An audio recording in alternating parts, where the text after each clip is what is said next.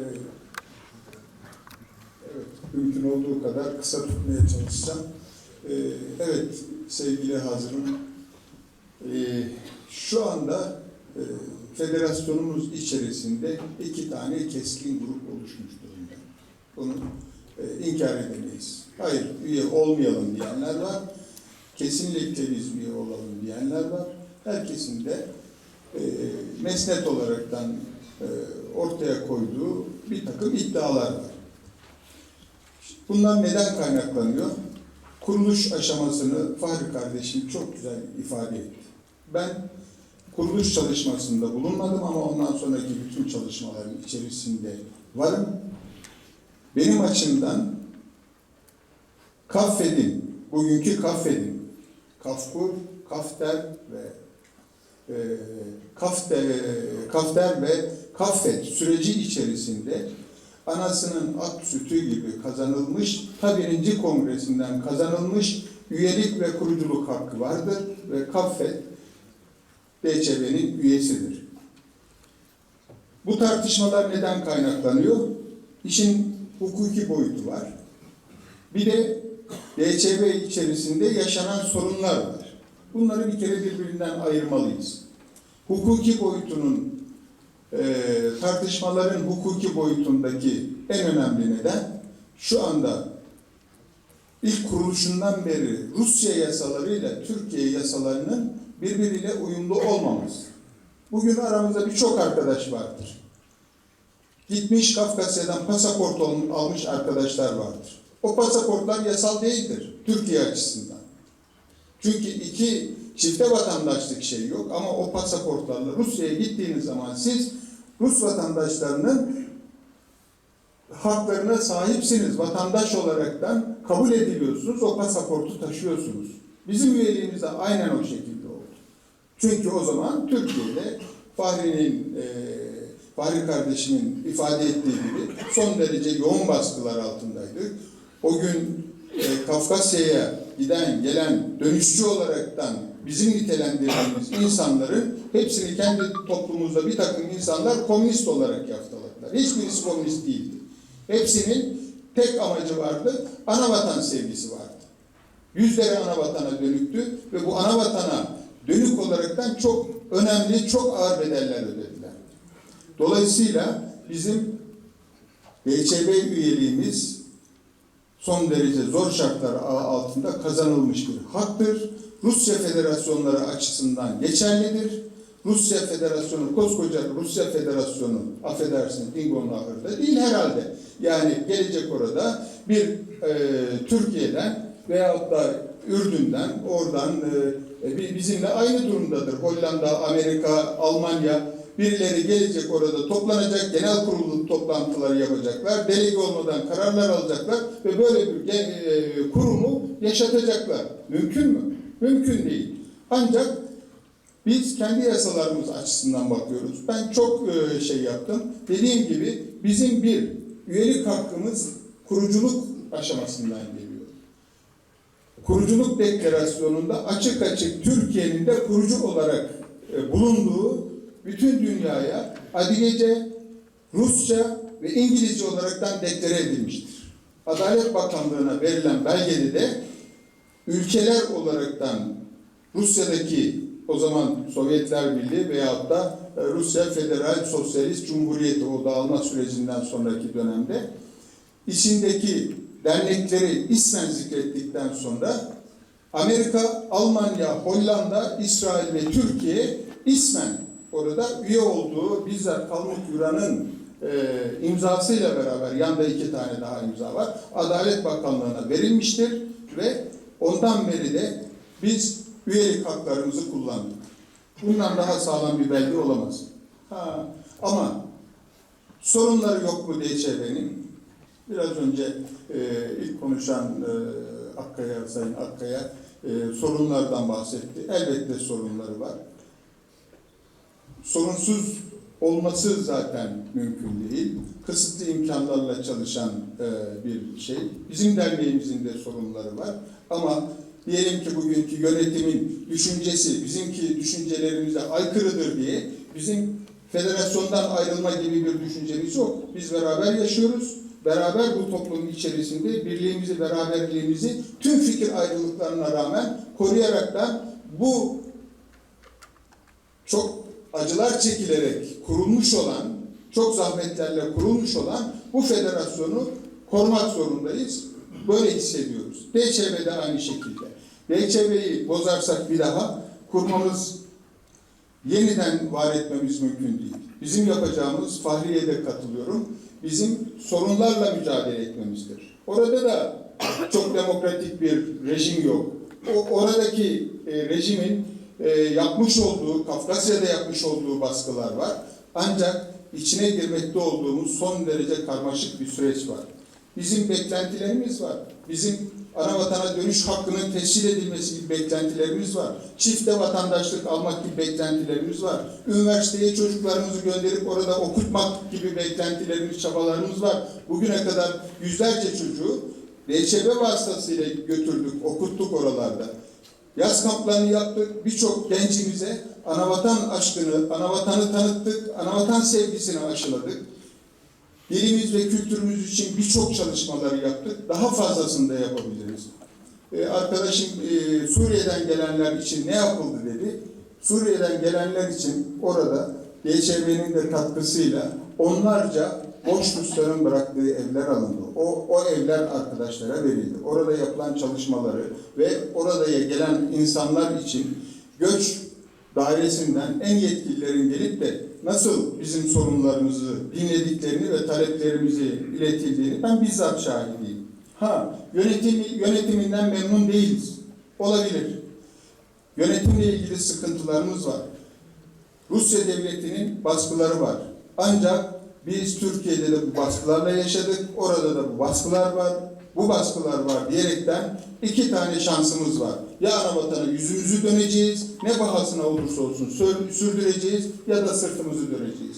Sırtımızı döndüğümüz takdirde ben bu kadar yıllık tecrübemde ve Çerkez toplumundaki değişimi yaşamış birisi olarak söylüyorum ki inanın 20 sene sonra geleceğimiz yok arkadaşlar.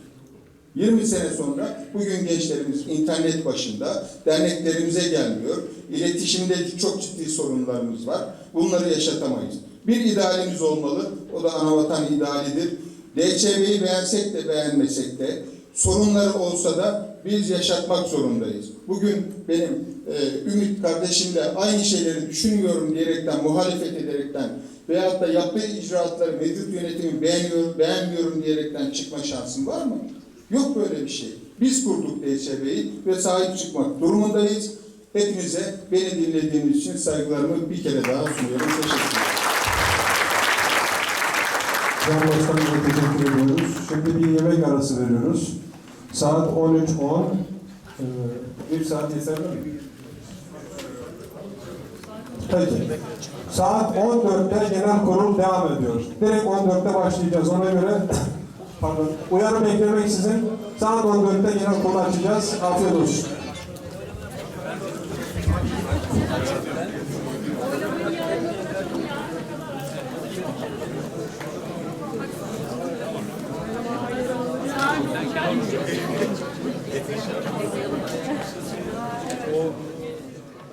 Dışarıda yapmıyoruz yani çok kötü bir hale geldik. Bütün konuşmacılarımız da buna değindi.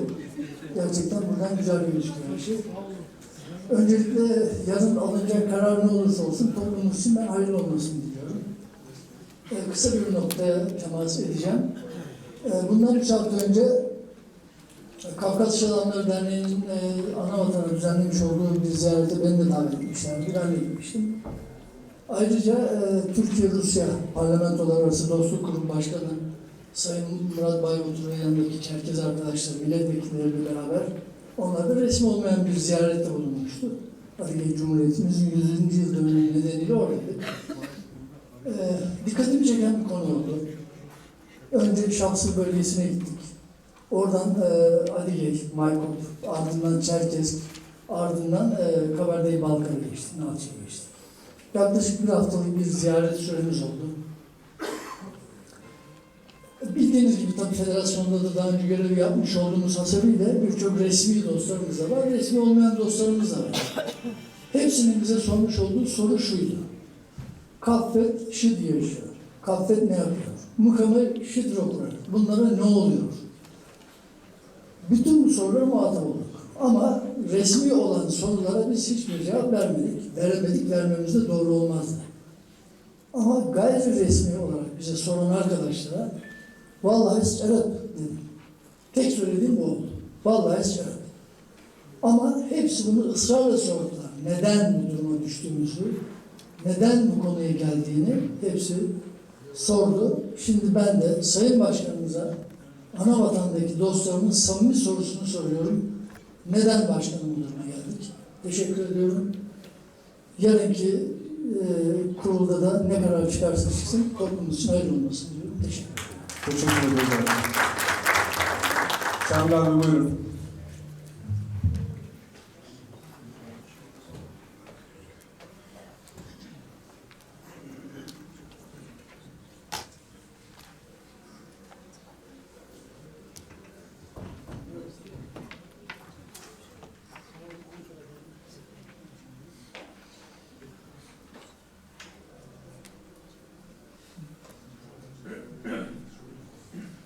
İyi günler diliyorum Sayın Çekeseyer. Öncelikle daha önce yapılan konuşmalardaki birkaç hatayı düzeltmek istiyorum. Biri, sanki şu anda çifte vatandaşlık anlaşması yok gibi, çifte vatandaşlık anlaşmasının olmasından ve onun problemlerinden bahsediyorlar. Çifte vatandaşlık anlaşması Türkiye ve Rusya arasında imzalanalı birkaç yıl oldu. Yani birden fazla yıl oldu. Şu an geçerli. Herkes aynı anda hem Rusya vatandaşı hem Türkiye vatandaşı olabiliyor. Bunu özellikle dernek temsilcilerinin, burada delege olarak bulunan kişilerin bu hatayı yapmaması lazım. Diğer konu, her genel kurulumuzda olduğu gibi bir bir nevi ikiyüzlülük var. Hani Türkiye'de bir espri var, çok anlatılan, onu anlatacağım, çok uyuyor bizim durumumuza. Caminin imamı cami için camide dua ederken Arapça dua eder. Ama camiye yardım toplayacağı zaman Türkçe ister. Yardımda. Bize genel olarak resmiyete döküldüğü zaman Kafkas ismini seçeriz. Ama sabahtan beri bakıyorum, geçen genel kurulda, önceki genel kurulda da aynısı var. Kim ağzını açarsa Çerkezlerden bahsediyor. Genel kurula gelip de bu Kafkas ismini Çerkez ismi haline getirin dendiği zaman işte ikiyüzlülük orada başlıyor. Tekrar Kafkas'a sarılıyoruz. Caminin imamın pozisyonuna düşüyoruz. Bu notların verdikten sonra asıl gündem konusu DÇB'ye dönmek isterim. Arkadaşlar DÇB hep SDK'dan bahsediyoruz. DÇB bizim Türkiye'de anlattığımız, hatta Türkiye'nin de ilerisine geçip Avrupa ülkeleri veya Kuzey ülkeleri şeyinde, standartında bir SDK değil. Rusya devleti dünya demokrasi sıralamasında Türkiye'den birkaç devlet aşağıda bulunan bir ülke. Türkiye'nin halini biliyoruz. O birkaç aşağıda olduğu zaman da ne olduğunu hep beraber karar verelim. Dolayısıyla bir Finlandiya'da, İsveç'te veya Danimarka'da olan veya işte ne bileyim Almanya'da olan bir DÇB değiliz. Onun için bir bunu değerlendirelim. İki, DÇB'nin hani Türkçe bir şey var. Düşünceleri zaman ve mekanda şaşırtırsanız doğru kararlar alamazsınız der. Ben şuna benzetiyorum, bir örnek vermek istedim size. Çünkü Türkiye'de tam değilse bile benzer bir durum var. Türkiye'de bir takas oldu şeyle Yunanistan'la Türkiye arasında mübadele anlaşması yapıldı biliyorsunuz. Bu mübadele anlaşmasında aslında bütün Ege ve bütün Marmara bölgesi Rum nüfusla iskanken ve Kuzey Trakya'da da bir miktar Türk varken mübadeleyle Yunanistan'daki 500.000 Türk Türkiye'ye, Türkiye'de bulunan 1,5 milyon ki bu 1,5 milyon bu anlaşma öncesindeki baskılar sırasında gönderilen veya gitmek zorunda bırakılan Rumlar hariç 1,5 milyon Rum Yunanistan'a gönderildi.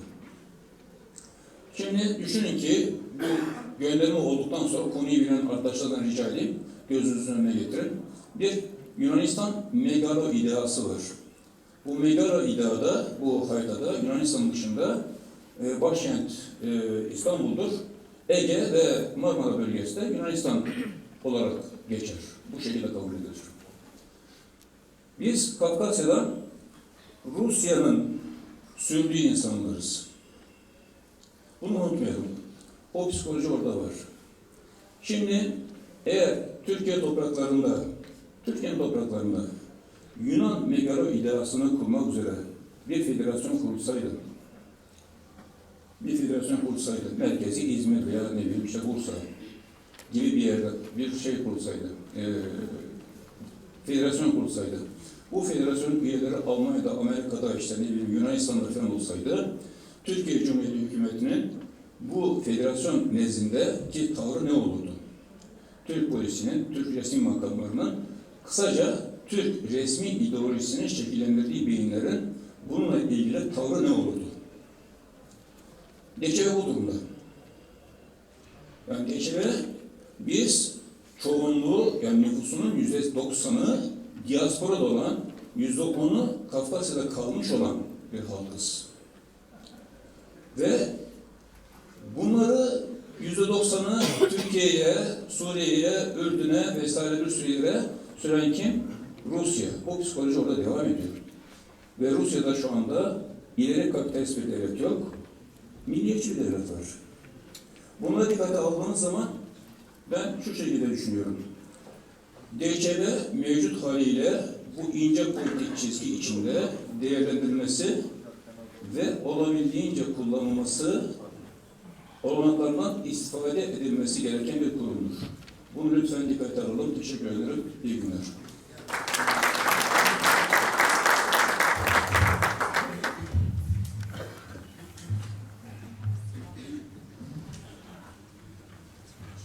Evet, Şahin abiye teşekkür ediyoruz. Konuşmasını yapmak üzere Nesrin Hanım'ı davet ediyorum. Nesrin Hanım, buyurun.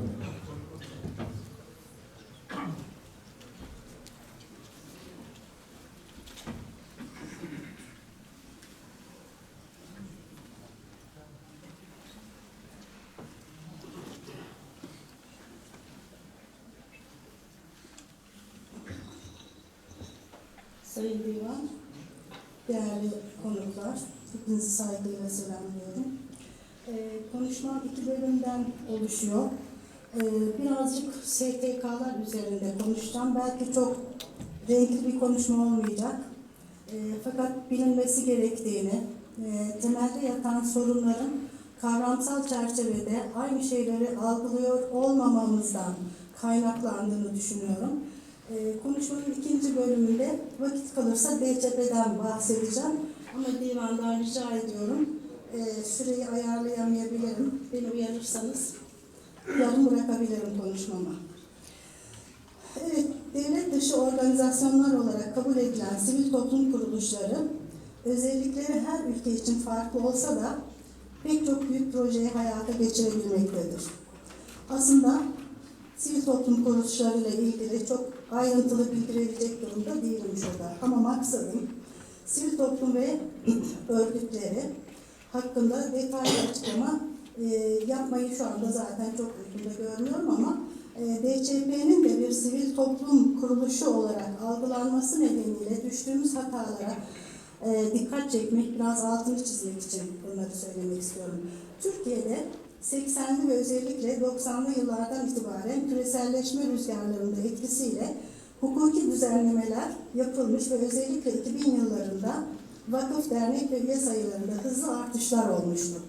Bu artışlarda Türkiye-AB ilişkilerine ve verilen hibe desteklerinin de çok önemli bir rolü olmuştur. Tabii ki Kafkas Kültür Dernekleri de bu gelişmelerden bir şekilde payını almıştır. Devletin STK'lara karşı tutumlarının çok da istenen düzeyde olmadığı o en zor yıllarda dahi ayakta kalmayı başaran derneklerimiz yarım asırdan fazla bir zamandır Şabze kurallarını bertaraf etmeden faaliyetlerine devam etmiştir. Tamamen engellenemese de siyasetin, tarafgirliğin derneklere girmesine izin verilmediği bu yıllar, kültürümüzün yeni nesillere aktarılmasında en büyük rollerin üstlenildiği yıllar olmuştur. Son zamanlarda STK'larımızın gelişmiş ülkelerin vakıf, dernek ve düşünce kuruluşlarıyla irtibatlandırılmaları ve çeşitli irtibatlanmaları, çeşitli fonlardan yararlanmaları çok kolaylaştırılmıştır. Ancak bu kolaylığın içine gizlenmiş büyük risklerin farkında olmak ve atılan her adıma dikkat edilmesi çok önem arz etmektedir. Bu anlamda bir araya gelmemizi sağlayan Kafedi dolayısıyla toplumu her türlü tehlikeli akımlardan koruyarak 30 yıla yakın, 30 yıldır, yani belki daha fazladır bilemiyorum, şu anda hesap edemedim, çalışmalarını sağlayan tüm yöneticilerimize teşekkür ediyorum. Şu andaki Kafedi yönetimine de bu organizasyonu nedeniyle teşekkür ediyorum. Rusya'daki sivil toplum kavramı biraz daha farklı. Bizim bildiğimiz batılı anlamda bir sivil toplum anlayışı maalesef yok. Rusya'nın karakteristik devletçi yapısı ve dünyadaki iki kutuplu güç odağından biri olması, batılı anlamda bir STK yapılanmasına ortam sağlayamamaktadır. Rusya'daki STK'lar için de 2000'li yıllar dikkat çekicidir. Türkiye'deki o aşırı derecede artan, 2000 yılında artan derneklerin ve yapılarını lütfen araştırmacı arkadaşlar bir daha bunu bir gözden geçirsinler. Ne durumda olduğumuzu daha net görebiliriz. Özellikle uluslararası alanda faaliyet gösteren aktörleri kendi çıkarları doğrultusunda kullanmaya ikna etmek ve yönlendirmek için Rusya 2000'li yıllarda yumuşak güç unsurlarını kullanmaya başlamış ve bu gücü kurumsallaştırmıştır. İşte tam da bizim DCP'de kriz haline getirilen, toplumu bu kadar ayrıştırmaya yüz tutan bu konu, aslında bu konunun temeli burada yatıyor. Günümüzde DCP'de 20 yıl evvel yaşanan konuya çok iyi bir örnektir bu. Kurumsallaşılması, STK'ların devlet kanalıyla o yumuşak güçten faydalanarak devlet kanalına kanalize edilmesi. Rusya'nın STK'lara bakış açısı, kamu diplomasisi ve dış politika alanındaki sivil toplum aktivistlerinin ancak barış koşullarında etkili olabildiği büyük krizler, gerilimler ve çatışma dönemlerinde ise etkisinin çok sınırlı olduğu varsayımına dayanmaktadır. Devletin bu yumuşak güç yaklaşımı genellikle aidat gelirlerinden başka geliri olmayan çoğu STK'lara cazip gelmiştir. Bu dönüşüme ayak uydurmak istemeyen bir anlamda devletin toplumun gelişmesini bizzat STK'ları kullanarak yönetmesine veya engellemesine karşı çıkan kesimler ne yazık ki yine devlet kanalıyla sistem dışına itilmişlerdir. Hatırlatıyorum, 2000 yılındaki 5. kongrede, DCP kongresinde yapılan kimilerine göre bir darbe niteliğindeki olayın altyapısına baktığımız zaman aslında bu geniş anlamdaki anlayışı biz kavrayamazsak bunları biz yorumlayamayız, kişisel sorunlar hale getiririz, birbirimize bağırırız, birbirimizi aşağılarız, birbirimizi Rusçu, Amerikancı ilan ederiz. STK'ları çatışmacı hak savunuculuğu modelinden çıkarıp yuvarlak masa etrafında paralel düşünme ve birlikte çözüm arama platformuna taşımış bir Rusya'dan bahsediyoruz. Böylece STK'larla devlet arasındaki sorunlarını minimize etmiştir kendi açısından. Bu uygulamayla STK'ların bir Truva atı gibi dış güçlerle kullanılmasını engelleyerek istikrarsızlaştırma faaliyetlerini kontrol altına almıştır. Bir başka şey de STK'lara verilecek destekleri kendilerinin ortaya koyacakları projelere bağlayarak onları üretime kazandırmakta ve büyük projeler ortaya koymalarını sağlamaktadır. İşte DCP de aslında aynı şekilde kullanılıyor. Ama DCP de Rusya'yı kullanıyor. Yani bu çift taraflı bir şeydir. Devletin toplam kalite yönetimine maliyetsiz veya en ucuz maliyetli insan kaynağı ile katkı sağlamaktadır. Aslında bu akıllıca da bir iş bence. Ama tabii ki Batı ülkelerindeki STK'lar için ayrı bir şekilde yani orada da görüyoruz bu yumuşak güç olayını ama onlar biraz daha farklı bir statüde gerçekleştiriyorlar bunları. Tabii Rusya'nın devletçi geleneği ile entegre olmuş bir kamu düzeni söz konusu orada. Bütün bu söylenenler DÇP için de geçerli olmuştur. 1991 yılında bir sivil toplum örgütü olarak kurulan DÇP, 2000 yılında diğer tüm STK'lar gibi kamu derneği statüsüne taşınmış. Bu arada daha önce de vurgulandığı üzere devletin sivil toplumun gelişmesine bizzat STK'ları kullanarak yönetmesine veya engellemesine karşı çıkan dönemin DÇP yönetimi direnmiş ancak devlet desteğiyle sistemin dışına itilmişlerdir. İlk kuruluş yıllarında batılı anlamda STK olduğu kabul edilen Rusya'daki bu örgütlerin birçoğu DÇP örneğinde olduğu gibi 2000 yılında yapılan yasal düzenlemelerle farklı bir statüye dönüştürülmüş ve bağlı oldukları devlet kaynaklarından yararlanmaları sağlanmıştır. Bütün bu açıklamalardan sonra DÇP konusunu sadece şahıslara indirgeyerek tartışamayız. Olaylara sadece kişiler açısından bakmayı ve suçlu aramayı bıraktığımızda çözüm üretmeye başlayabiliriz. Sürem doldu mu? Devam edeyim mi? Teşekkür ederim. Teşekkür ederim. Biraz akademisyen, biraz teknik olarak